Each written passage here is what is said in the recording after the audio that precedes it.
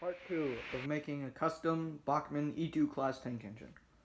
So what I've done here, as I didn't explain this in the last video, is I have a Bachman Thomas, and I took out the motor, so now it freewheels, and I used my Dremel, my brand new Dremel, to cut off the part of the tank, because the real E2 class tank engine doesn't have that part.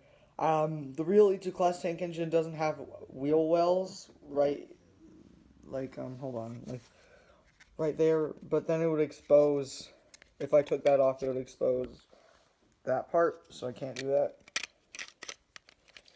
But right now, I'm just going to do a little bit of sanding. This video is like really bad quality, I know, but like, there we go.